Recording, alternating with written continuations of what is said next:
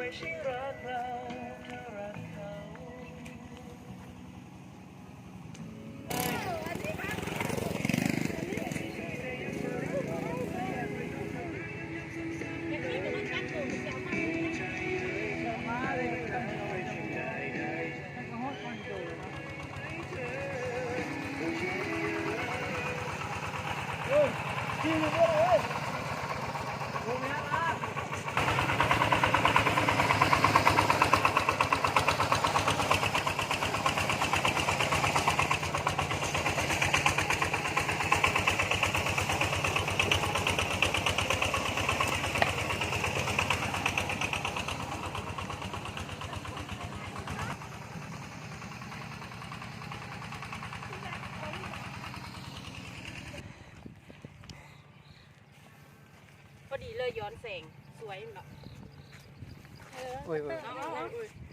ดูลงไปไกลๆ ตอนนี้คนมั่นท้ายเลยตอนทุกก้อนนึงลึงเลยมันยังบ่ลึงเด้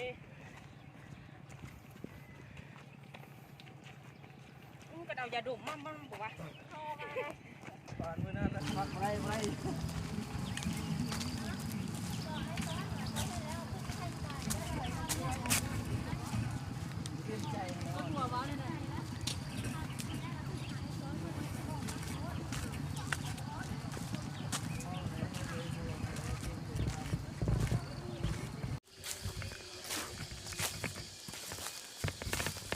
ตอนนี้ฮอซีเริ่มเข้าไปในถ้ำไข่มุกนะโดยมีไอ้บุญมีเป็นไกด์นำเที่ยวนะไก่มาเมืองแล้ว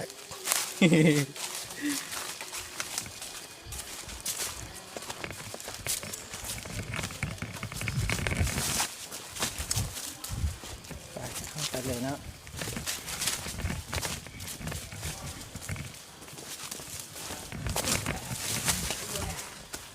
ตอนนี้กำลังสิเขาปากคำเดี๋ยวมาเบิ่งพร้อมๆกันเด้อเบิ่งกองบรรยากาศหน้าปากคำ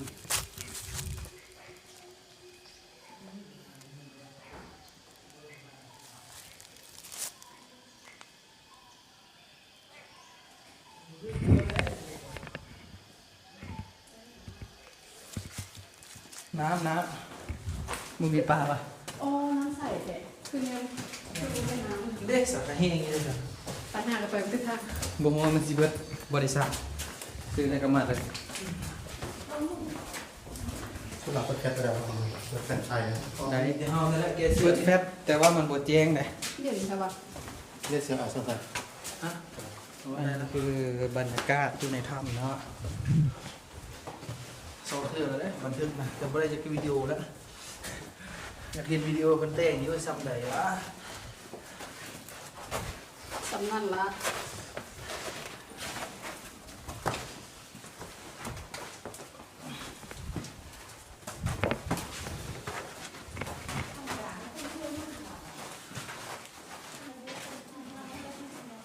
อันนี้ปูน่ะแบบ นำแล้วไหมนายเนี่ยบุท่าน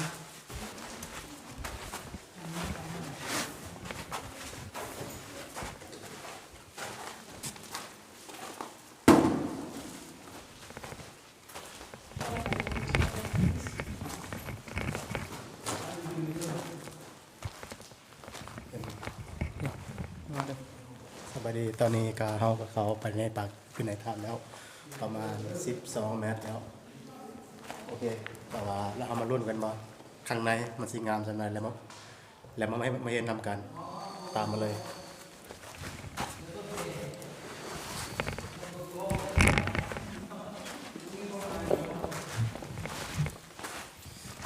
มันเป็นงามมันจะมีวิวงาม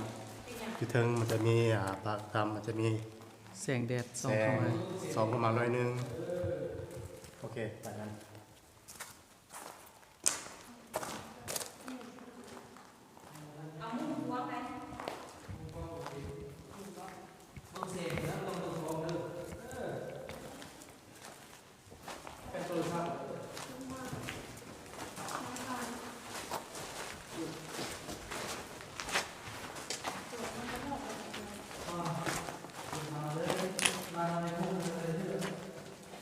ถึงจะงามแต่เสียดายแต่มันมีแสงไฟส่องมาถึง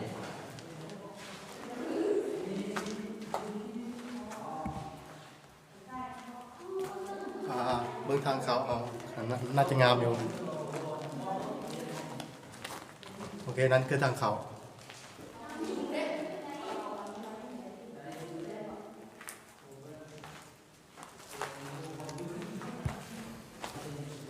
มันจะมีแสงคือเพชรหน่อยนึงแต่มันมืดกับเห็นโอ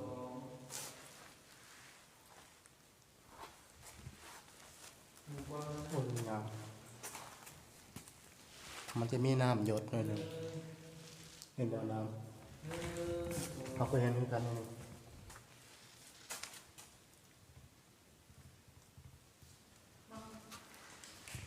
โอเคเนาะโอเคเข้าไปในมันจะเรียก กันจะให้โทรศัพท์ว่าให้มาถิ่นก็แต่โซเชียลเขาถ่ายคือได้หมดแบบนี้ ก็พอดีเนาะ แบบนี้นะกองกันแล้ว อั ก็ นนี้ ตาย มันจะมีน้ำยาวตลอด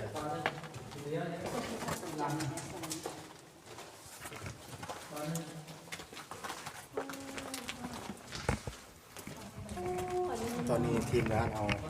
เดินทางมานำการเกียรติโคนรวมทั้งมือกล้อง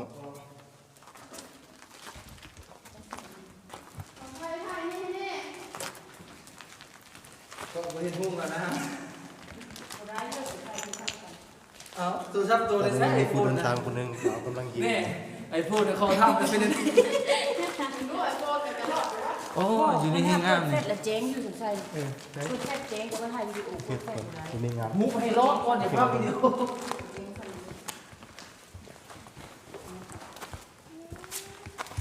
ว้าว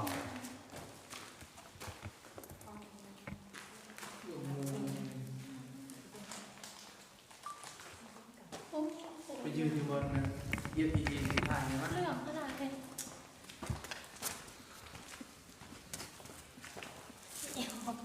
เก็บขนาดอ่อนเนาะป้าสนใจกันยังถ่ายอยู่นี่เด้ เบิร์กถ่ายบนมีเนี่ยมี ไปอัดคลิปวิดีโอวัน ครู อันนี้มันคล้ายๆคือหูหัวสัตว์อันใดอันหนึ่งแหละคล้ายๆกับสัตว์เลื้อยคลานด้านนี้ก็น่าจะเป็นคนนั่งของเพิ่นหมด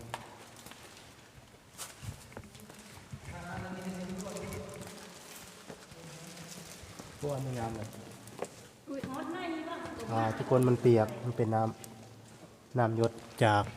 เทิงคุณโอ้น่าจะมีคน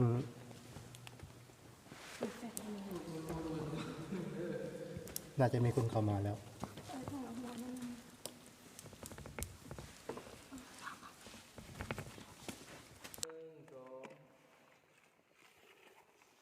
อันนี้คือไข่มุกนะ ในที่สุดเราก็มาฮอด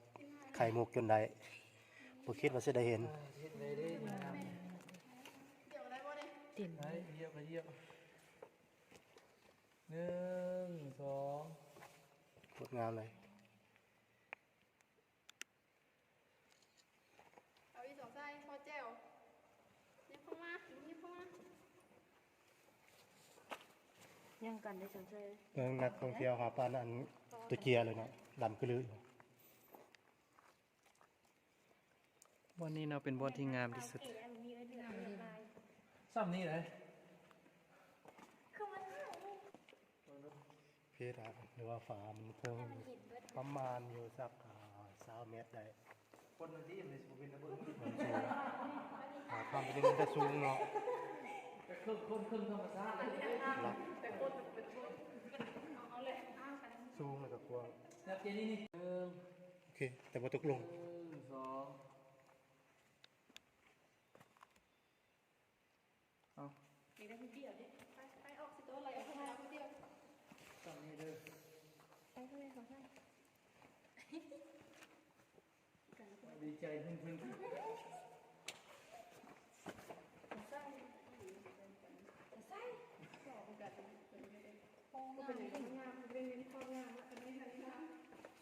เดียว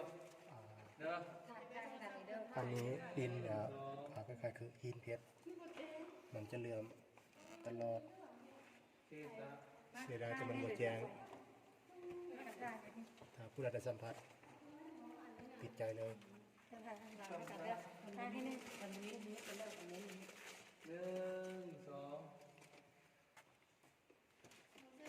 ได้ปะ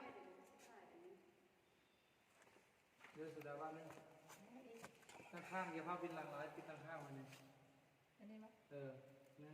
2แล้วก็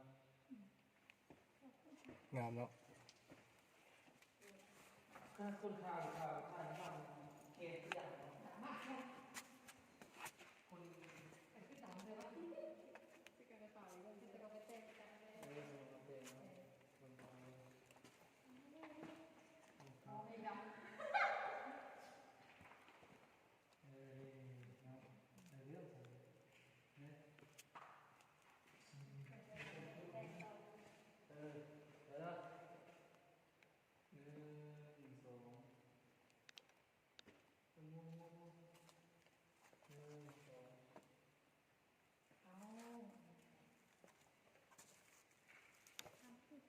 เสียงแกรกๆเลยดูคนเดียวลิ้นผมลิ้นโทรศัพท์มานั่นแหละ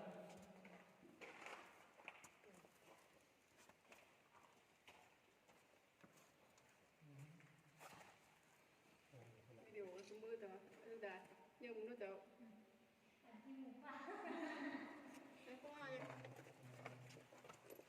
ไต้ให้แน่แล้วมีไต้ไฟให้แน่ เอาใต้ไฟเลยนะ ไต้อิดมันพอเห็น ก็เอาเป็นมีนะถึงโหดเลยวะ ไอ้คนร้านเย็บมาให้อย่าง แคทมอดไหมมันเดียว โอ้โหงามเลย 1 2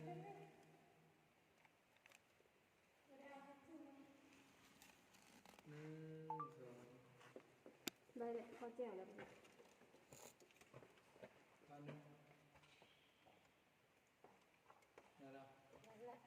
ขึ้นได้ละซอนเดี๋ยว เขาบอกให้ปีกเลยตัวปีกแล้วมันต้องเอาลงเลยขอว่าให้เลย ทุกคนต้องลองมาสัมผัสด้วยตัวเอง งามหลายผู้สบอกเห็นพวกนี้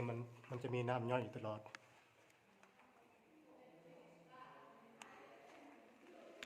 โอ้ยลอยให้ท่านก็ เกิดที่ไหนวะ เปิดก่อนแล้วค่อยถ่าย ครับ เปิดก่อนแล้วค่อยถ่ายวิดีโอ บออันสายหุ่นขนาดนี้ทำไม่เปิดหรอ นี่อัตโนมัติบอกรัวเปิด เฮ้ย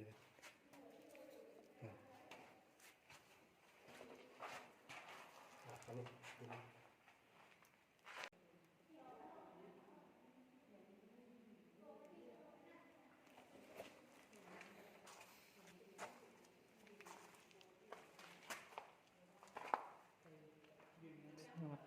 ถ่ายว่าจ้ะ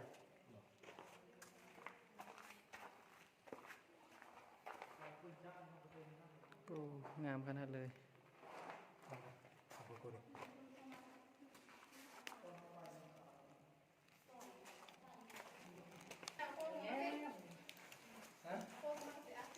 ี่น้ำจะตกกันแล้ว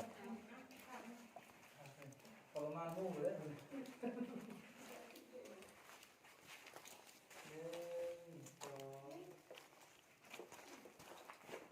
ตัวมันดูขึ้นเนาะ วิดีโอจะชุดได้กี่นี่ สนใจ อย่าเข้ากินตูน ไอ้คนล้ามาเลยบนเหลืองเลยโอ้ เอาอีกแล้วใส่แบบโมฮอนกี่นี่เย็นแล้วมันนี่ โคตรงามสนใจไต้ได้ไหม อันนี้มันมี ตัวทองมันหู ไ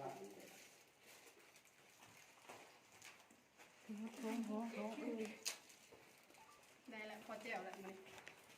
ไป นี่ไม่ใช่ทายคนเดียวเลยเขาก็อยากได้รูปตัวนี้นะทุกดายเนี่ย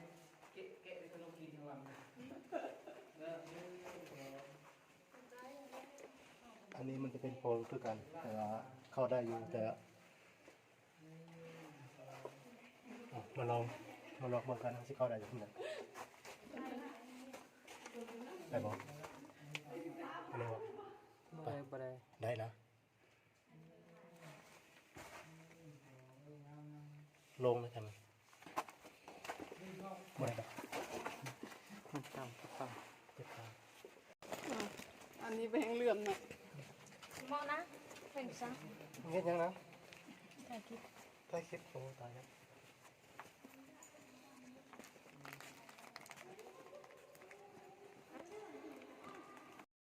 ฝากหมดเลยเด้อฝากหมดเด้อ มาเร็ว หนูถ่าย จะไปให้ทีวีโดนจะไปให้ ถ่ายกัน 1 2 เอ๊ะเขาเหมือนกัน ยืนก่อน งามเลยโดนจุดนี้นะ จะดูทุกคนเปิดได้อีก สนใจ ครับผม โอ้ตรงนั้นจะเก๊กกว่า 1 2ได้บ่โม่ฮอนสุดท้ายมูนะมาเดี๋ยวบ่ได้มีซ้ำเดียวนั้นเด้ มาได้ไผ่ที่ถ่ายเยี่ยมใครอยู่นี่ 1 2 ถ่ายระเบิดเอ็มคิวอ้อนมาพี่อ้อน 1 2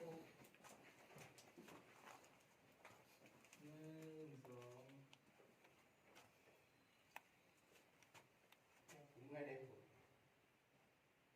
ไปสั่งไป อ๋อ เอายังได้เลย เอ้า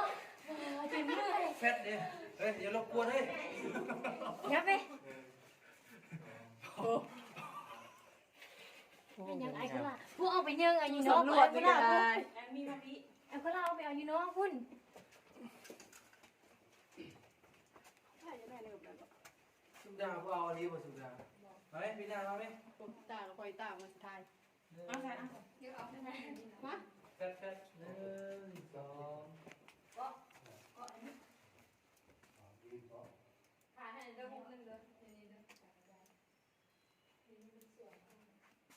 แล้วมาต่อไปสิท่าให้ มาสิให้ให้ มาซีรีส์โตเนี่ยใช่ให้เห็นว่าถ่ายรูปเดียวต้องทุ่มเทให้อ่ะ ก่อนที่มันจะยอมถ่าย เอาใจยากได้คนนี้นะ1 2 แต่ง โทรศัพท์เชื่องไว้ ได้ปะ 1 2 สอง งามหูนี่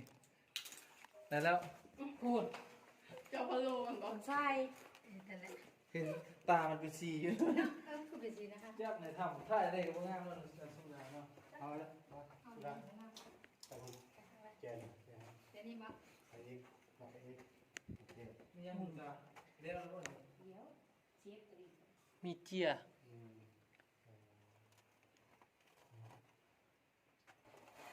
ที่น้ำมันนี่ ใส่เอา ห เลย นึ่งสองสาม น้ำแท้จ้าน้องเลยถ่ายเนาะ เดี๋ยวกูบ้าตัวไหนนี่จะขึ้นไปวะหินมาสิบอกนี่หินนั่นน่ะฮอดบ่หินนั่นน่ะสิท่าให้นี่ไปขึ้นไปอยู่หินนั่นน่ะเฮ็ดให้เลือกอลังการเลยในจุดนี้เอ้ย ก็หมอนข้างหมอนหน้ามัน สวิตช์การใช้ซุ้ม จะยืนอยู่นั่นนะ แล้วขึ้นไปยืนที่นี่นะจุดนี้แหละจุดที่วัดยืนใครก็แบบคนสนใจ ก็ยืนอยู่ข้างหน้างานมาไอ้คุณมี บนนี่อันเป็นขี้หินอันถล่มลงมาติเป็นมันหลายปีนะฝนตกแมันบ่ จะยืนอยู่ข้างหน้าไอ้คุณมีแล้วเร็วได้บทอยู่เนี่ย นี่นั่นได้หมด ได้บทอยู่ถ่ายได้ไงได้บทมีขนาดก็เลย ขึ้นได้ก็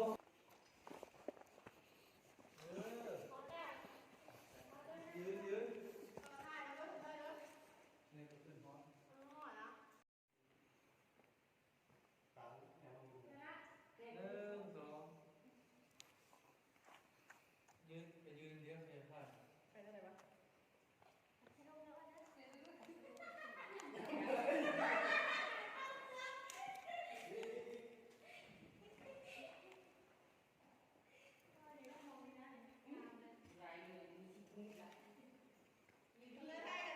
เ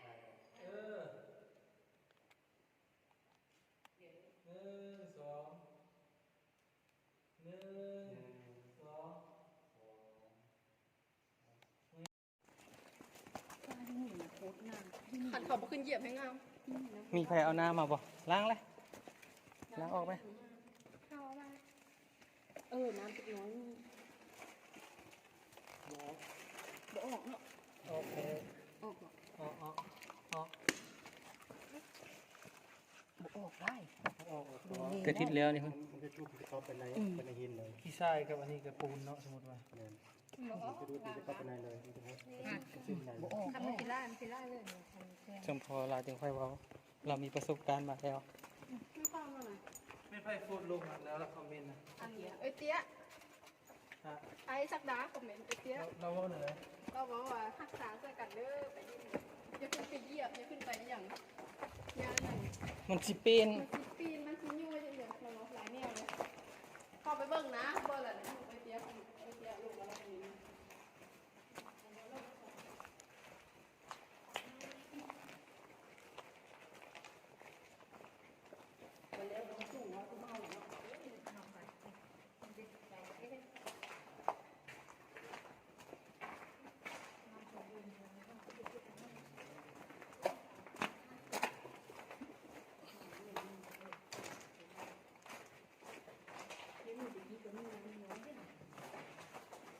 คันน้ำมาจะต้องน้ำต้องโค้งมาพี่อยู่หรอ เดี๋ยวไอ้ตรงนี้ถ่ายให้ได้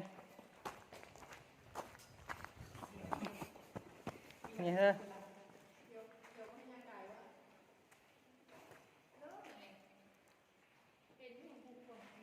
แค่นี้บ่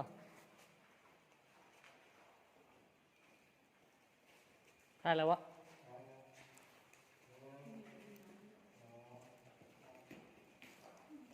ตรงนี้วะนี่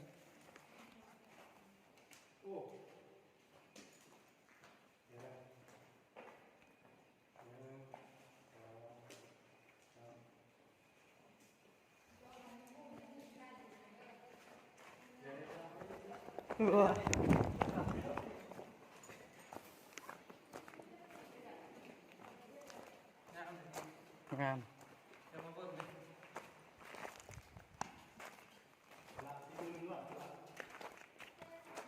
สุดยอด พอดีเลยมุมกว้างอันนี้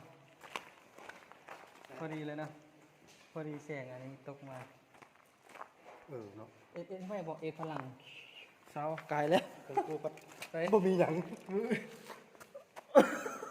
บ่ใจที่กะโอ้ยได้ มันไปเห็นมุมธรรมชาตินะพี่ สนใจนะครับ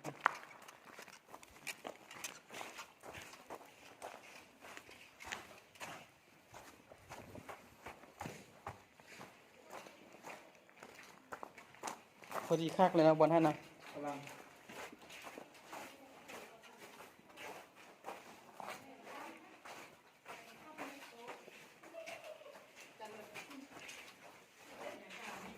จ้ะในพานเมียในพานนี่ก็ได้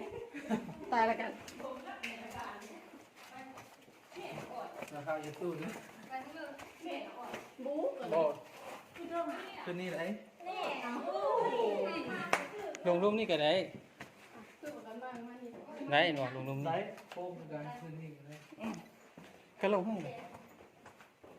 ไม่หรอ เดี๋ยวแต่กันก็ได้นี่ก็ได้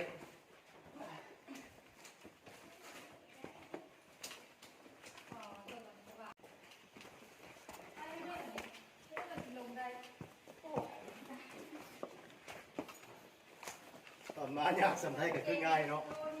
เนี่ยทางลุงพูดบ่ได้ปีหนึ่งหรอ ทางลุ่มบ่ได้ปีนทางลุ่มเราก็ไปทางไป ทำไมก็ได้อยู่ แตกมาสนได้เอ้ย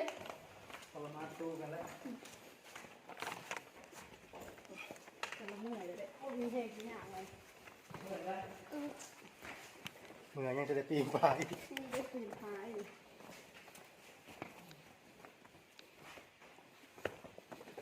ใช่เอาใช่ไปท่ายที่หูเดียวเนาะ ไอ้มันมีมาตีตาลงน้ำให้มันเราเลยแต่จะลอยแล้ว ไม่ใช่ กินนะ มันเคยลอยนี่อยู่แล้วอะไม่น้ำนี่หลังนี่แล้ว ใส่ปลาโบเห็นมือนั้นบักได้หลายนะ หัวจุดที่เขาแคบที่สุดโทรศัพท์กันเอาเลย